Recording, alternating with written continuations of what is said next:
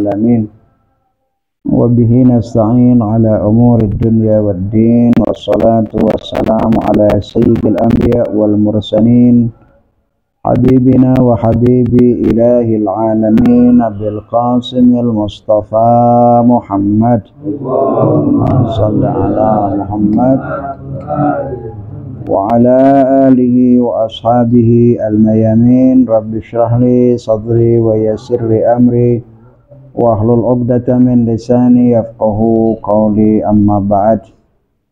Ikhwani rahimakumullah, malam ini saya beberapa hari mencari sebuah buku yang kita jadikan untuk kajian selama beberapa bulan ke depan. Akan tetapi akhirnya saya teringat sebuah buku yang sangat menarik, yaitu karya atau tulisan daripada Sayyid Abdul Husain Dafrib, seorang ulama dan ayatullah yang ketika dia ngimami sholat Jumat di sebuah kota, beliaulah kemudian diledakkan oleh orang-orang munafik. Beliau punya banyak karya dan tulisan-tulisan, baik itu yang tulisannya sendiri maupun ditranskrip dari ceramah-ceramah beliau. Rata-rata buku yang beliau tulis atau ceramah-ceramah yang beliau tulis, yang beliau sampaikan adalah ceramah yang sangat berkualitas, dan oleh karena itu di antaranya karya yang beliau tulis adalah tentang berjudul Qalbul Quran, yaitu terkait dengan tafsir surat Yasin. Dan buku ini barangkali sudah diterjemahkan ke dalam bahasa Indonesia.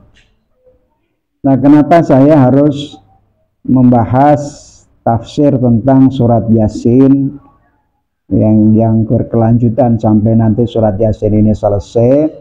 Karena di dalam surat Yasin itu banyak hal yang dibicarakan oleh Allah Subhanahu wa Ta'ala, baik itu terkait dengan pribadi Nabi Muhammad Shallallahu Alaihi Wasallam maupun berkaitan dengan manusia, kehidupan dan juga kematian.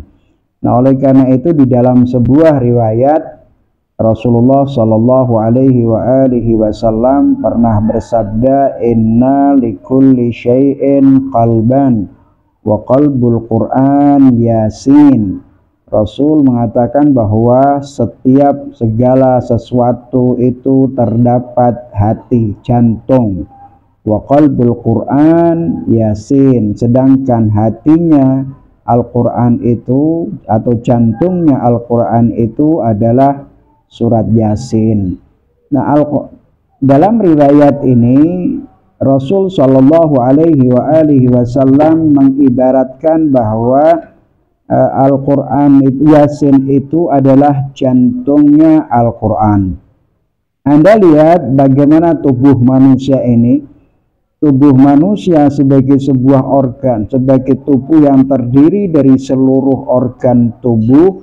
Di antaranya ada satu tubuh, satu organ yang sangat penting sekali bagi tubuh ini.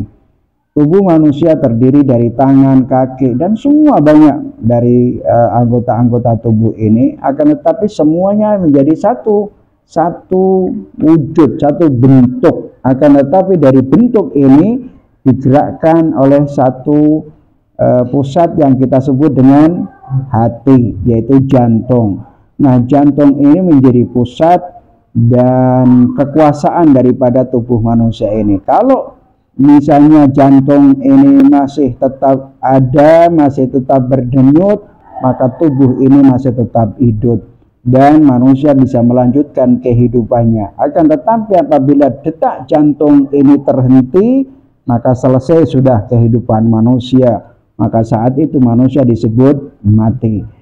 Nah, demikian juga Al-Quranul Karim. Ketika Al-Quranul Karim disebut sebagai, atau surat Yasin disebut sebagai Qalbul Quran, apa yang dimaksud? Karena Rasulullah mengatakan inna likulli syai'in qalban wa qalbul Quran Yasin. Segala sesuatu itu ada jantungnya, artinya ada pusat kehidupannya, dan kehidupan Al-Quran atau pusat daripada Al-Quran adalah surat Yasin. Tasbih atau penyerupaan ini sebenarnya apa? Rasulullah menserupakan Al-Quran itu atau surat Yasin itu dengan qalb, hatinya Al-Quran, atau surat Yasin itu diserupakan, diumpamakan oleh Rasulullah Shallallahu Alaihi Wasallam sebagai hatinya Al-Quran. Di mana penyerupaan ini? Keserupaan ini ada di mana? Tadi sudah kita sebutkan di dalam surat dalam riwayat yang sangat populer bahwa surat Yasin itu adalah hatinya Al-Quranul Karim. Mungkin kita perlu penjelasan.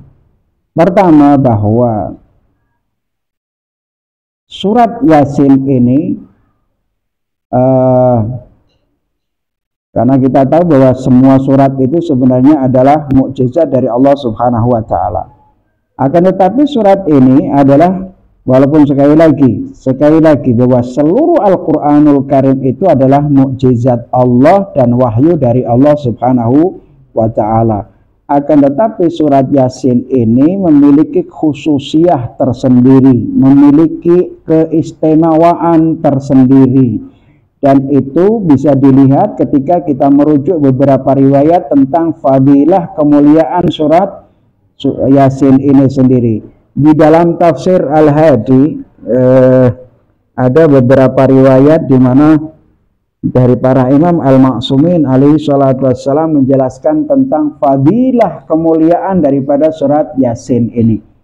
Misalnya diriwayatkan dari Abi Basir an Abi Abdillah alaihi salatu wassalam, beliau mengatakan qala inna likulli syai'in qalban wa inna qalbal Qur'an Yasin. Kemudian Abu Abdillah alaihi salatu wassalam mengatakan man qara'aha qabla an yanam aw fi naharihi qabla an yumsi kana fi naharihi minal mahfudin. Kata beliau, barang siapa yang membaca surat Yasin sebelum dia tidur atau membacanya di siang hari sebelum waktu sore, maka di hari itu, di siang itu dia akan selalu berada dalam penjagaan Allah Subhanahu wa ta'ala. Wal marzuqina hatta yumsi. Di siang itu dia termasuk orang-orang yang senantiasa mendapat rezeki dari Allah Subhanahu wa ta'ala hingga waktu sore. Wa man qara'aha fi lailihi qabla an yanama wakkalallahu bihi alfa malakin yahfazunahu min syarri kulli syaitanir rajim wa min kulli afat. Barang siapa yang membaca surat Yasin di waktu malam sebelum dia tidur, maka Allah Subhanahu wa ta'ala akan mewakilkan 1000 malaikat untuk menjaga orang tersebut dari kejahatan syaitan yang terkutuk, dan menjaga dia, malaikat itu juga menjaganya dari segala penyakit. Itu orang yang membaca surat Yasin sebelum tidur di waktu malam. Wa in mata fi yaumihi adkhalahullahu bihi al-jannah. Tadi disebutkan kan, barang siapa yang membaca surat Yasin di siang hari sebelum kemudian sore hari, maka di siang itu sampai sebelum dia sore, maka dia akan dijaga oleh Allah Subhanahu wa ta'ala, kemudian mendapatkan rezeki dari Allah Subhanahu wa ta'ala. Dan barang siapa yang membacanya sebelum tidur di waktu malam, maka kemudian Allah Subhanahu wa ta'ala memakilkan malaikat, 1000 malaikat menjaga dia dari kekejaman atau keburukan syaitan yang terkutuk dan dari segala penyakit. Lalu Imam mengatakan, wa in mata fi yaumi, kalau di hari itu dia meninggal dunia, maka Allah Subhanahu wa ta'ala dengan berkat surat Yasin, orang itu akan dimasukkan surga oleh Allah Subhanahu wa ta'ala. Wa hadara ghuslahu 30,000 malakin kulluhum yastaghfiruna lahu. Kata riwayat mengatakan, dan apabila dalam kondisi dia dimandikan, Kalau mati tadi disebutkan apa? Mati masih dia masuk surga berkat surat Yasin. Kemudian kalau ketika dia dimandikan, maka yang hadir memandikannya adalah 30.000 malaikat, semuanya hadir ketika jenazah itu dimandikan, dan semuanya adalah memintakan ampun kepada Allah oleh orang yang mati tersebut. Wa yusyayyi'unahu ila qabrihi bil istighfar. Kemudian 30.000 malaikat itu pun mengantarkan jenazahnya sampai ke kuburan. Apakah dia? Enggak. Di saat dia mengantarkan ke dalam kubur itu, para malaikat memintakan ampun kepada orang tersebut. Wa idza dakhala fi lahdihi kana fi jawfi qabrihi ya'budunallah wa thawaba ibadatihim lahu. Kata riwayat bahwa apabila jenazahnya itu atau orang yang membaca surat Yasin kemudian dia mati dan dimasukkan ke dalam liang kubur, fa idza dakhala fi lahdihi, kalau dimasukkan atau masuk ke dalam liang kubur, kana fi jawfi qabrihi ya'budunallah, maka 30.000 malaikat itu berada di dalam kubur, semuanya adalah menyembah kepada Allah Subhanahu wa taala, beribadah kepada Allah, dan pahala daripada ibadah yang dilakukan para malaikat tersebut dihadiahkan kepada orang yang mati. Oleh karena itu kita kadang-kadang dalam berdoa kan, Allahumma nawwir qabrahum, ya Allah cahayailah kubur mereka. Bisa jadi itu adalah karena malaikat yang memintakan ampun sehingga kuburan tersebut menjadi bercahaya di dalamnya. Kemudian wa fasahalahu atau wa fusihalahu fi qabrihi madda basarih. Kemudian kuburnya diluaskan oleh Allah Subhanahu wa taala. Kenapa? Karena dia membaca surat Yasin. Kemudian wa umina min daqtihil qabr. Ini orang juga diamankan oleh Allah Subhanahu wa taala berkat surat Yasin, maka dia diamankan oleh Allah dari tekanan kubur. Orang itu dalam kubur, dalam riwayat disebutkan bahwa di saat dia dimasukkan ke dalam liang kubur, Anda bisa bayangkan Anda mati kemudian masuk dalam liang kubur sendirian. Anda sekarang bisa bayangkan Anda tidur, coba bayangkan tidur tiba-tiba kau bayangkan dimasukkan ke dalam liang kubur kemudian ditutup tanpa ada lubang yang bisa kau gunakan untuk bernafas. Kemudian di sana himpitan tanah bumi ini akan menghimpit kamu. Gelap tanpa ada satu orang pun yang menemanimu. Kau akan mencari berteriak apapun, tidak ada yang mendengar. Ketika kau melihat sesuatu yang menakutkan, kau tidak akan pernah bisa melihat siapapun dan suaramu tidak akan didengar oleh siapapun. Anda bisa bayangkan, dan itu semua alam itu akan kita hadapi semua. Alam itu pasti kita akan tuju. Tidak ada satupun orang yang akan merasa aman dari kematian yang kemudian akan dimasukkan ke dalam kubur. Kalau kita ini adalah orang-orang yang baik, maka Allah Subhanahu wa taala akan mencahayai kuburan kita. Dan apabila kita ini adalah orang-orang yang baik, maka kuburan itu akan menjadi luas dan diperluas oleh Allah Subhanahu wa ta'ala. Salah satu di antaranya yang akan memberkahi kita dan memberikan kemudahan kepada kita adalah surat Yasin. Nah, ini yang disebutkan oleh riwayat. Maka disebutkan kemudian tadi walam yazallahu fi qabrihi nurun sati'un. Karena berkat surat Yasin ini kuburannya diperluas oleh Allah Subhanahu wa taala, tidak ada ditekan, tidak dihimpit oleh kuburan.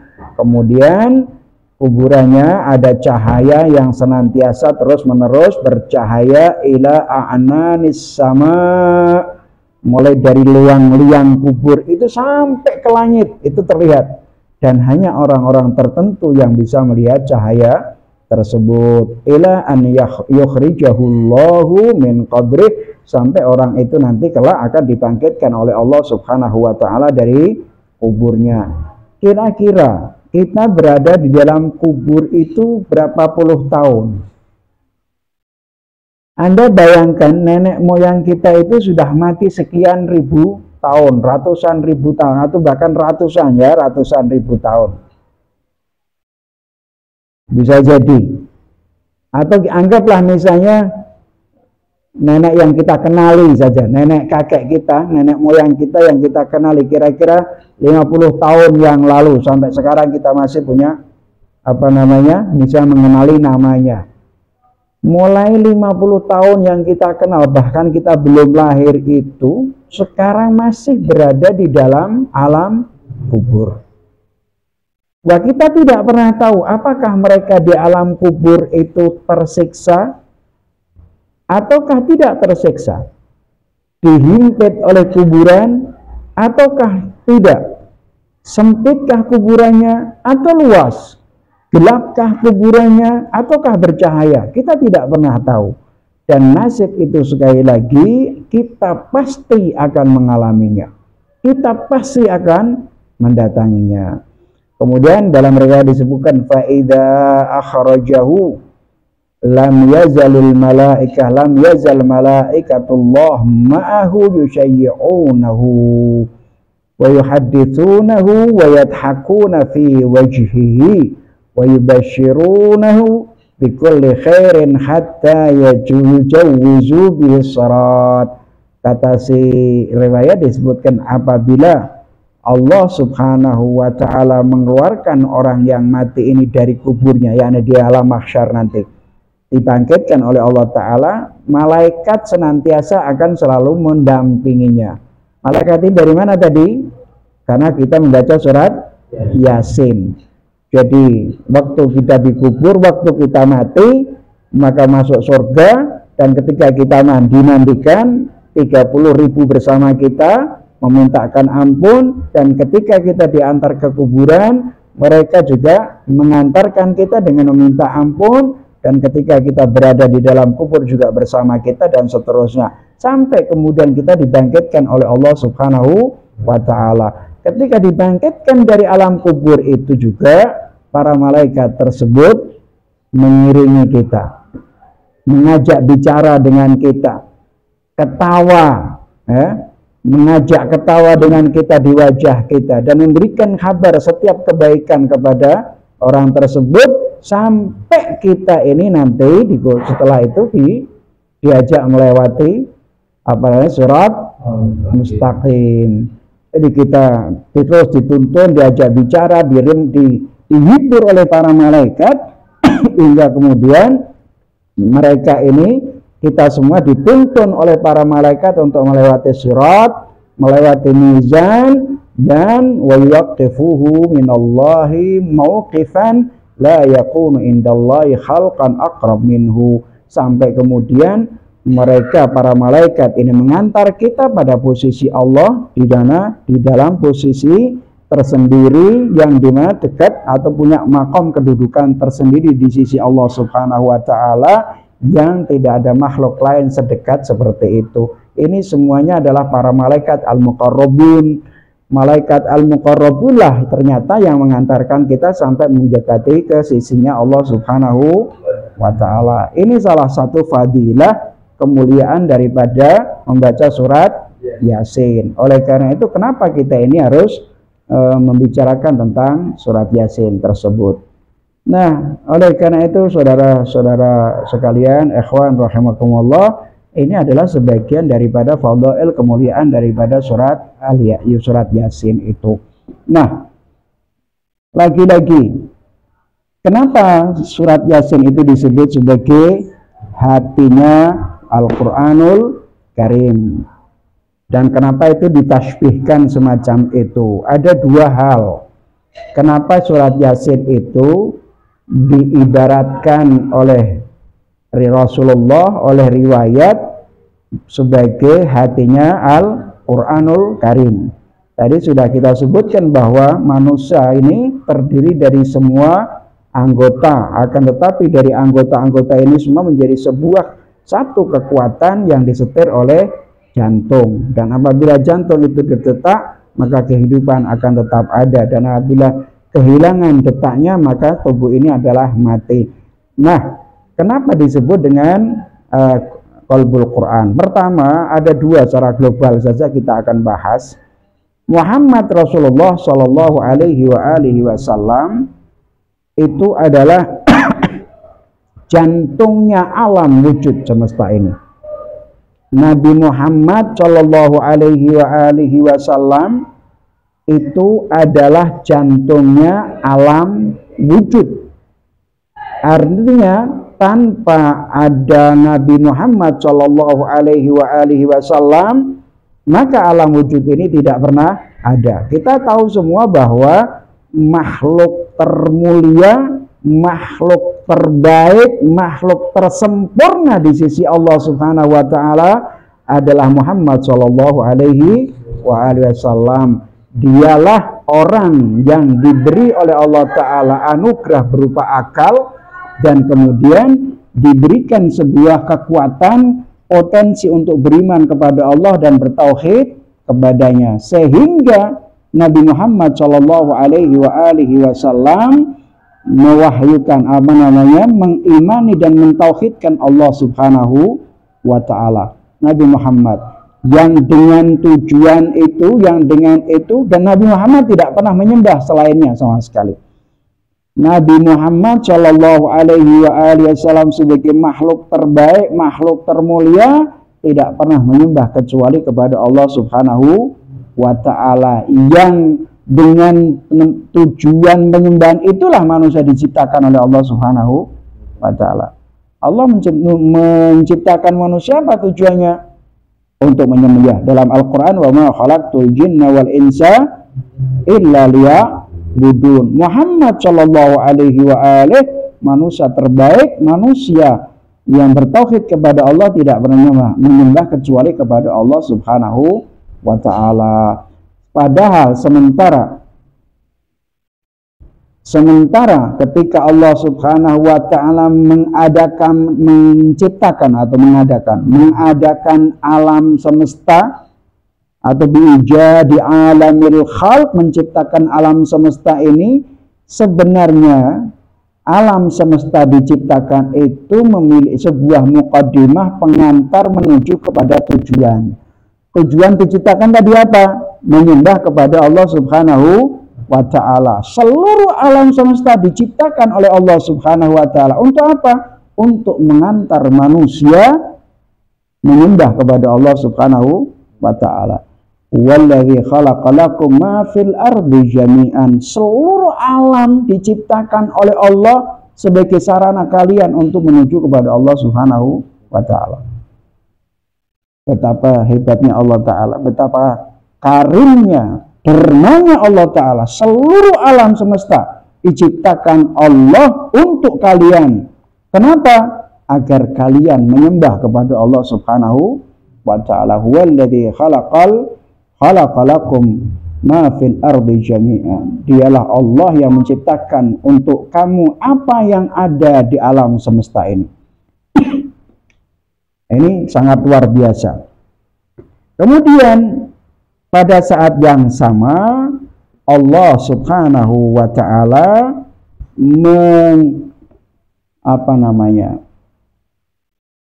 membuat sebuah sarana yang kita sebut dengan agama. Agama itu diciptakan oleh Allah Subhanahu wa ta'ala yang didasari dengan pengetahuan dan ilmu. Jadi agama itu adalah agama yang didasari atas dasar ilmu dan pengetahuan. Untuk mendekatkan diri kepada Allah Subhanahu wa ta'ala harus didasari dengan pengetahuan dan ilmu. Harus itu. Untuk mengenal Allah Subhanahu wa ta'ala atau harus juga didasari dengan al-ilmu. Tanpa itu semua maka tidak akan pernah bermakna sama sekali. Yang disebut ibadah tanpa didasari ilmu, agama tanpa didasari ilmu, ma'rifah tanpa didasari ilmu, maka tidak ada artinya. Lalu agama apa yang didasari dengan ilmu itu? yaitu yang kita sebut dengan agama Islam. Wal Islam yang menurut nabinya sendiri sebagai orang yang pertama kali mengenal Allah, sebagai hamba yang mendekat, yang paling tertinggi posisinya di dalam ma'rifah dan ubudiyah, yang karenanya Al-Quran juga turun di dalam hati Nabi Muhammad SAW, itu menyaksikan hal tersebut. Artinya bahwa menyaksikan bahwa Islam itu adalah agama yang berdasarkan pada ilmu dan ma'rifah. Misalnya Al-Quran turun kepada Nabi Muhammad, mana? Nazala bihir ruhul amin ala qalbika litakuna minal mundirin bilisanin arabiyyin mubin. Allah menurunkan Al-Quran ke dalam hatinya Nabi Muhammad sallallahu alaihi wa alihi. Al-Quran yang bicara, Al-Quran yang berbicara. Nah, oleh karena itu bahwa Muhammad Rasulullah sallallahu alaihi wa alihi wasallam itu adalah sayyidul wujud. Nabi Muhammad sallallahu alaihi wa alihi wasallam itu adalah jantungnya alam semesta. Jantungnya keberadaan alam semesta. Disitulah kemudian kita bisa mengatakan bahwa dalam haditsul qudsi Allah Ta'ala mengatakan laulaka lama khalaqtul aflak. Kalau sekiranya bukan karena engkau Muhammad, maka alam semesta ini tidak akan pernah aku ciptakan. Padahal tujuan untuk diciptakan jin dan manusia untuk menyembah kepada Allah Subhanahu wa Ta'ala. Dan diciptakannya apa yang ada di muka bumi ini adalah untuk manusia, untuk kalian. Tujuannya apa? Supaya kalian menyembah kepada Allah Subhanahu wa Ta'ala. Jadi Nabi Muhammadlah sebagai muara wujud alam semesta ini. Kalau bukan karena Nabi Muhammad, maka alam semesta ini tidak akan diciptakan. Kenapa? Karena alam semesta diciptakan dengan segala yang ada, tujuannya adalah untuk manusia, agar manusia menyembah kepada Allah Subhanahu wa Ta'ala. Dan manusia yang paling mengenal Allah, paling dekat kepada Allah, yang tidak pernah menyembah kecuali kepada Allah, hanya Muhammad sallallahu alaihi wa alihi wasallam. Dengan demikian maka berarti Muhammad Rasulullah adalah qalbu, hatinya alam semesta ini, jantungnya alam semesta ini. Berarti semua yang ada di alam semesta ini sebenarnya adalah akibat dari keberadaan Nabi Muhammad sallallahu alaihi wa alihi wasallam. Ini satu. Yang kedua, Yasin. Yasin itu kalau nanti ada pembahasannya tersendiri. Yasin yang dimaksud adalah Nabi Muhammad sallallahu alaihi wasallam. Kalau tadi disebutkan likulli syai'in qalbun, likulli syai'in apa tadi? Ya, disebutkan bahwa inna likulli syai'in qalban wa qalbul Qur'an Yasin. Apa sih Yasin itu? Yasin itu adalah Nabi Muhammad sallallahu alaihi wasallam. Kalau tadi kita sebutkan Nabi Muhammad adalah qalbu alamil mawjud, jantungnya, intinya atau muara daripada keberadaan alam semesta ini, maka Yasin itu adalah maknanya Nabi Muhammad sallallahu alaihi wasallam. Nah, artinya apa? Artinya apa? Bahwa surat Yasin itu sebenarnya adalah khusus tentang Nabi Muhammad sallallahu alaihi wasallam, yang kemudian disebut sebagai jantungnya Al-Quranul Karim. Selama Nabi Muhammad sallallahu alaihi wasallam itu sebagai hatinya atau jantungnya alam semesta, maka surat Yasin itu juga sebagai jantungnya Al-Quranul Karim. Kenapa? Karena makna Yasin adalah Muhammad sallallahu alaihi wasallam. Nanti kita akan bicarakan tentang itu. Yang pertama, Allah Subhanahu wa Ta'ala mengajak bicara, yukhatib ibtida'an minal ayatil ula, itu ketika Allah Ta'ala dalam surat Yasin itu berbicara, ngajak berbicara dari surat pertama kali, dari pembukaan ayat itu, yaitu yang diajak bicara siapa? Muhammad Rasulullah. Yasin. Kemudian wal Qur'anil Hakim.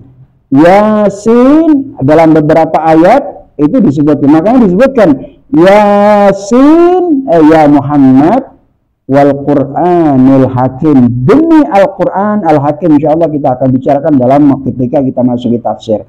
Kemudian innaka laminal mursalin, Muhammad, bahwa engkau adalah salah satu di antara para utusannya Allah yang benar.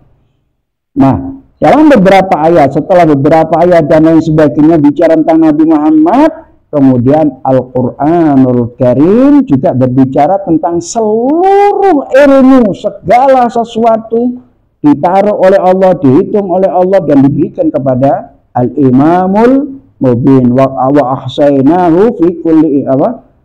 Dalam ayat itu sebelumnya, sesudahnya, wa kulla syai'in ahsainahu fi imamin mubin. Itu dalam surat Yasin kan?